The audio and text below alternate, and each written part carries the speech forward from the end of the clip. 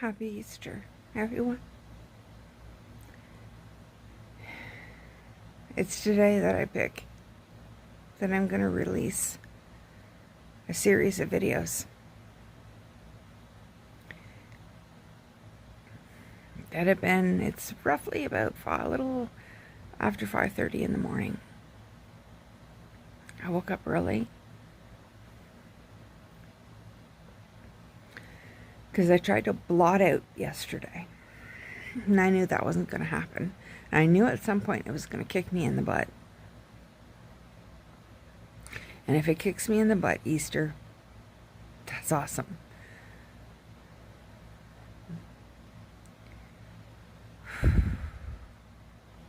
So here we go.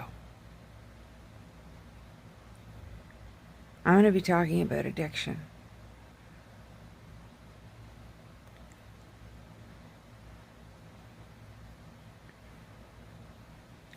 And I lost somebody that I loved. I'm in love because of it.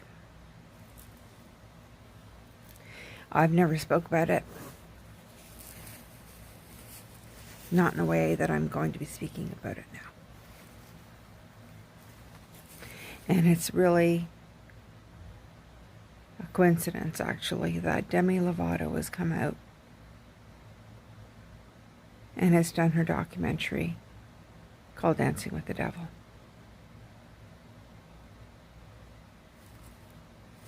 And this, in essence, I guess, because this is going to be in a series of videos, because it's really long. But it's also so very important. So let's go. This is what addiction does and causes. Let's get started. Let's take a walk with me down the road I walked, and I continue to walk a year ago. I think this is going to be a two-parter. I really do. Because there's just so much to unpack that I think it has to be a two-parter. So, here we go. Today's Saturday. I hope everybody's doing well. And I'm just trying to take it one step at a time. One tiny step at a time. Now, recently I said that I've been watching Demi Lovato's Dancing with the Devil, which has been extremely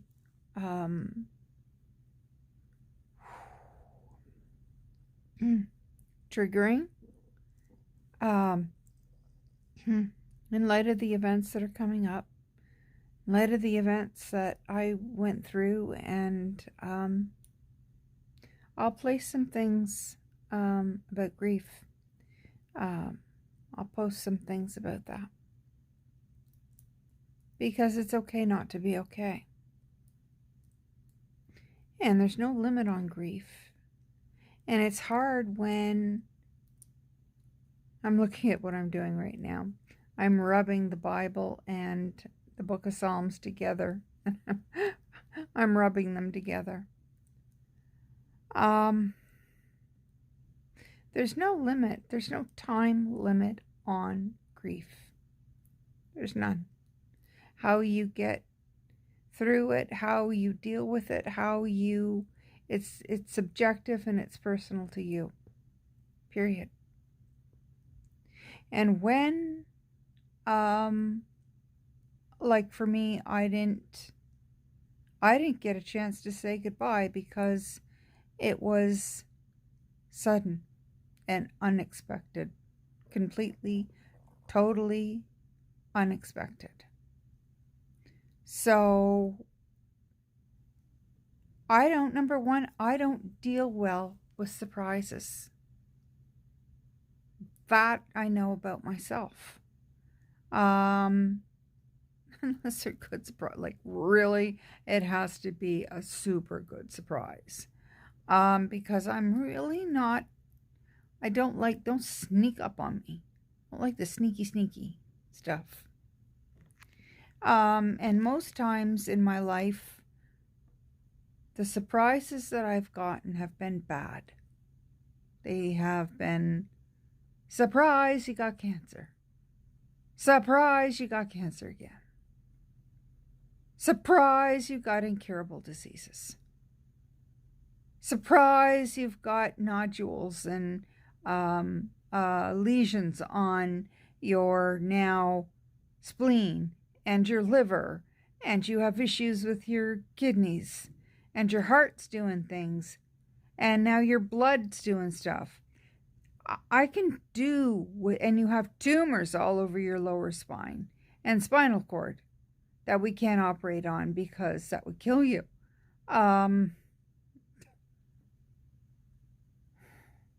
Those surprises I can do without. I can seriously, ET's really kicking up a storm. I can seriously do without types of surprises like that.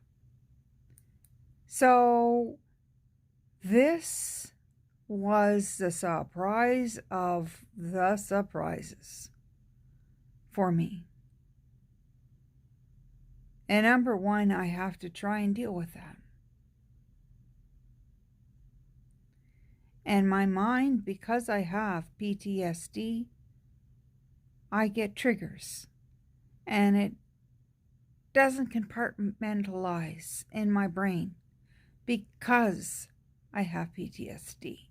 Because it won't open up a vault in there or a dresser drawer in my head and put it away and file it in there. It won't do it.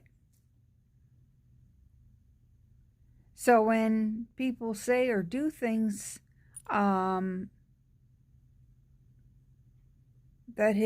trigger something, boy, is it tough.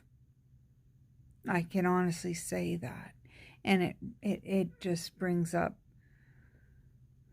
so many emotions that I wasn't expecting to deal with, and tough ones. Now, get back to something else I wanted to start with was people, some people, a lot of people, who knows, but there's people that think out there that, what you're going through should be kept to yourself. I disagree. Vehemently disagree. And here's why. I disagree because I think that if you're brave enough to put it out there, that potentially that could help someone, maybe someone that potentially is going through something that you're going through, or could stop something that you've gone through. Either way, it's helping or has helped someone, or maybe lots of people. God knows. So when I saw some backlash, some people making comments about Demi Lovato and Dancing with the Devil and how open she was. She was an open book. She left nothing on that cutting room floor. She was an open book. And it was interesting because I talked to my birth mom and I said I had done this not even knowing that she was putting something out with respect to overdoses. I'm putting something out with respect to overdoses and when somebody's gone too far and they've OD'd.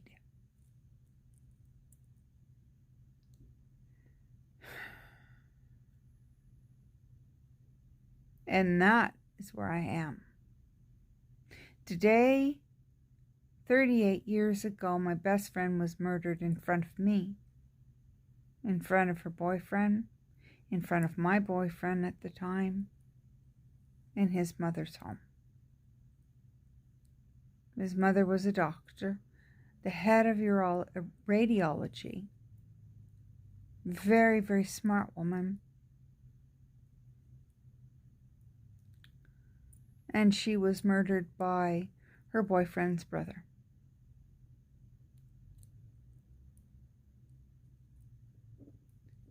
She was 17 years old, and what a waste of a beautiful soul and life. And I can honestly talk about this now without crying. But something presented itself to me in words today, which made so much sense, and it's so true, that you grieve the person when they're gone. You also grieve the life that they could have had here. Totally agree. So I look at now the fun things that we did just prior to her death and the day of her death. And I look at the fun things. All of them. Man, there were so many and too many to ever mention. There were so many. And I could smile. Before, oh my Lord, I couldn't. It hurt too bad. It hurt so bad. And I had to, a long time ago, forgive the person that killed her brutally with a 25-centimeter butcher knife. Went from her beside her belly button all the way up. Landed, the point landed in one of her ribs in the back. Now it's a 25, like I said, 25-centimeter butcher knife is very long. So I went through all the major organs, all of them.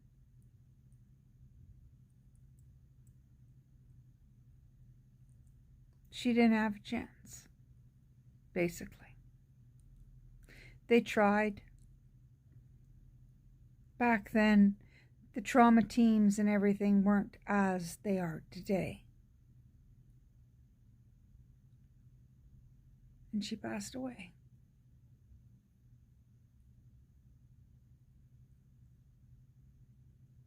And I hated him.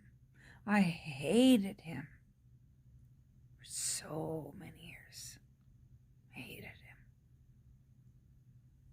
What he did. How many lives he ruined and took away. And then at one point in time, I had to learn to forgive him. And let me tell you, that wasn't easy. By no means. It wasn't easy. But I had to do it for not him at all. Not him at all. Me. Because holding that much hatred in my body is not conducive to it being somewhat healthy, considering all of the stuff that's happening with me. But it's making it worse. So I had to. Didn't mean I had to go up to him in prison and say, I forgive you. By no means. Or forget what he had done. By no means. But I said it to myself. And that's enough. So I know.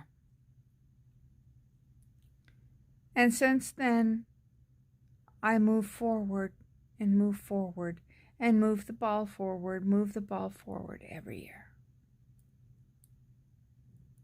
The same, I've done it with my dad. I still cry at times, missing him. This year, March 12th, was the day that he passed. And I stopped counting how many years it's been. I even went through the day and didn't notice until March 14th. That's the day he had passed. So, it has been rough with my husband and with the anniversary of his death coming up. I'm having a very difficult time with him. Very difficult time.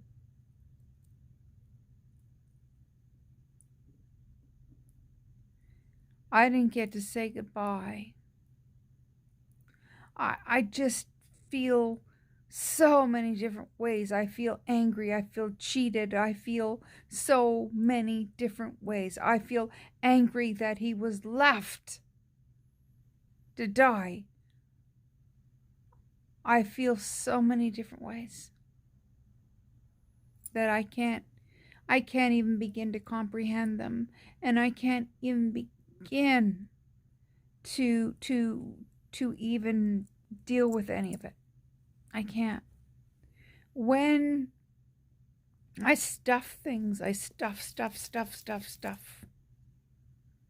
which isn't good for me. I have to deal with it.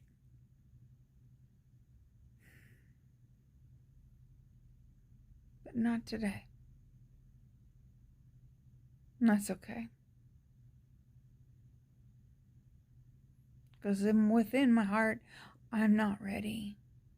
I'm not near ready at all. And that's what I know about myself now. I'm not ready.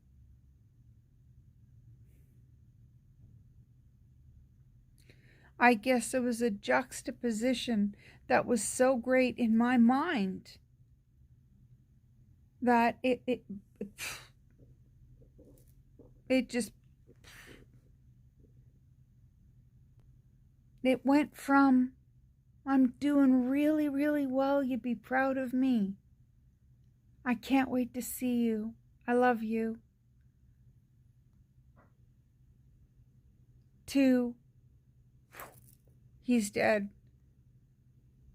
He had from a major overdose, and he's been a drug addict, serious drug addict. What? And he hangs around seedy people that do these things, and it's like he had a separate life that I didn't even know about. I didn't even know about this life. It's like, what? I can't. What? Are we talking about the same person? Because, what? I knew he did weed, smoked weed, and what? And the occasional coke, I knew that, but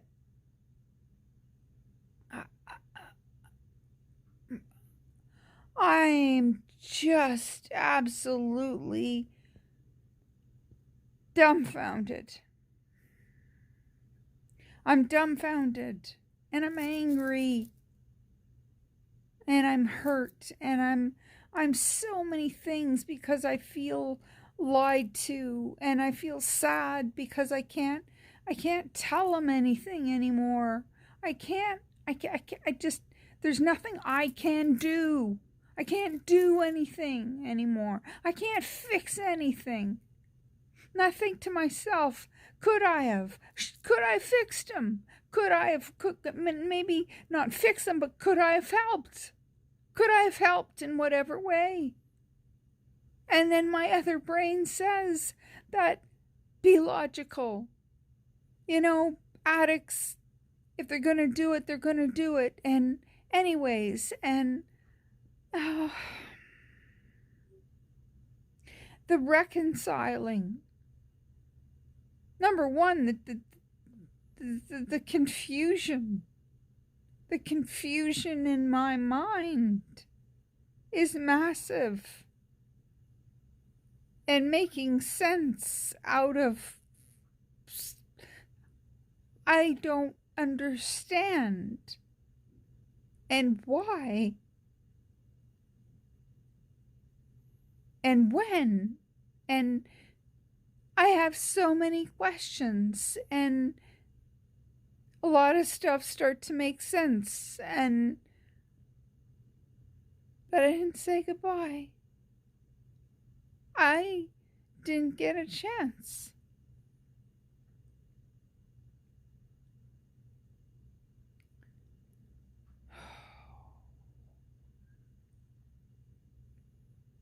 And that's what I'm wrestling with and struggling with, badly struggling with. Because all I see in my head is his picture of him. All I see is his picture of him. It doesn't compartmentalize. It's right there at the forefront to be triggered, and when it's triggered, it pulls right out. What my husband would do, he'd smile it off, and he'd good time Charlie, you know. He wanted to have fun and fun. Let's have fun, you know. And when you know, I knew there was something not right. I didn't know what, but I knew there was something. I take people at face value, and I don't expect to be lied to.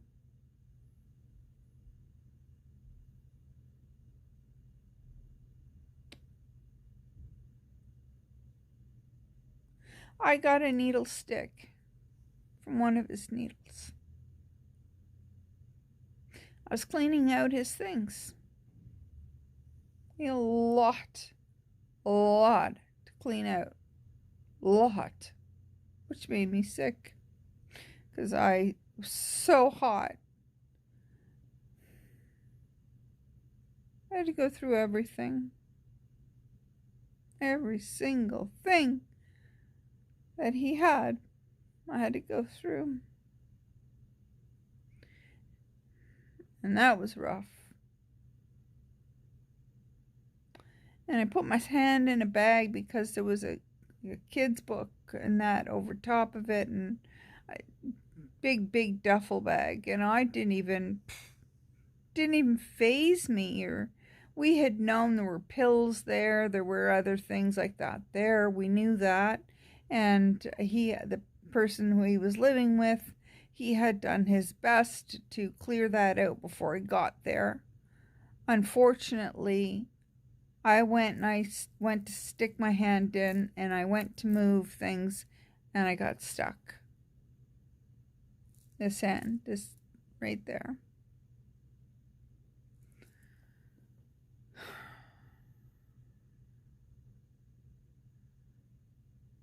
And I don't know if that's affecting my blood right now, because my blood work is all wonky. So I don't know, because I never told anyone.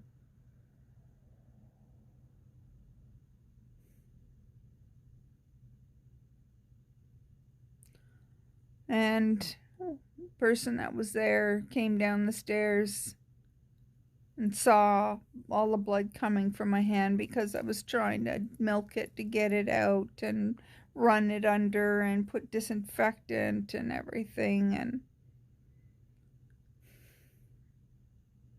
he said, "Where did you find that? Where did you get it?" And I said, "Behind the armoire." So I opened it up, and it was full of stuff. And he says, I can't believe it. I said, I'm at a loss. I'm at a loss. I'm at a loss. I was totally at a loss. But like I said, the coroner put it straight for me. And I was seeing, obviously, how heavy of a user he was.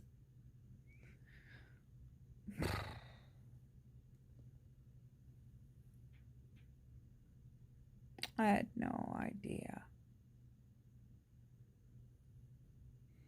And when something happens like that, and somebody that you love that happens to, people that were with him just ran away carelessly because they didn't want to get caught with all of that. And they just watched him die. That's another thing I have a hard time reconciling myself with. A really hard time. Because how can you stand there and watch while somebody's dying? That's my ET, sorry. How can you stand there? How can you stand there and watch as somebody's dying? How can you stand there? There's a law that if you are to call police, paramedics, whatever, and there's drug paraphernalia, whatever that's in the room, you will not be charged because you've saved a life. There's something Good Samaritan, there's something kind of law here. I just can't remember it. But they just ran. They just shut the door. Now that's my Bubba. They just shut the door. He's snoring.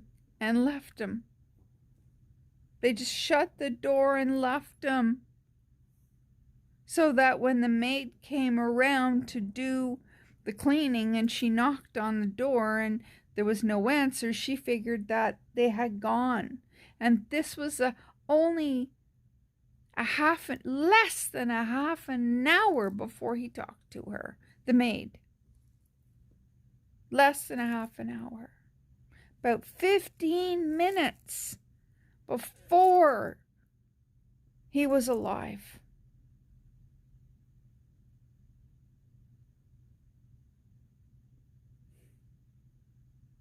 And then she came back because he asked for a bit more time. And they had denied him that and just, said, get your things together or whatnot. And she was coming back to do the room.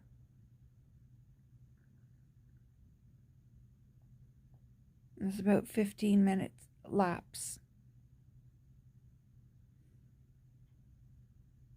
So she knocked on the door and there was no answer, and she figured he was gone. Well, he was gone. He was dead on the floor.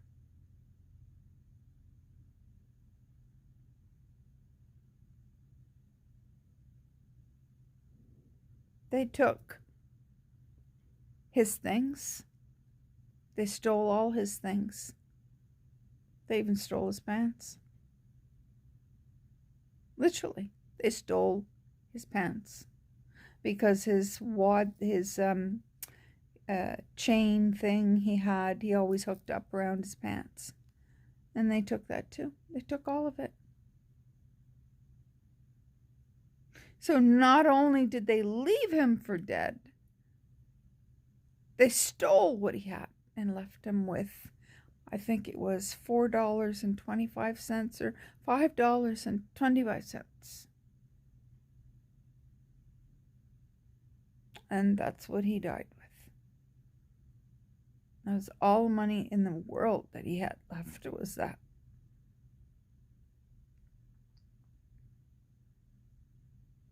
Everything else was taken. If you're going to hang around people like that,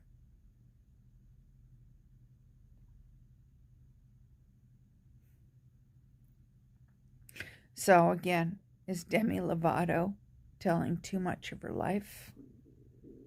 No, I don't think so. Am I telling too much? I don't think so. Because somewhere out there may help a lot of people that may be too shy, scared, or whatever.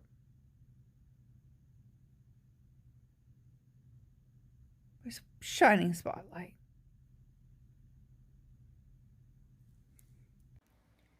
Stay tuned for part 2.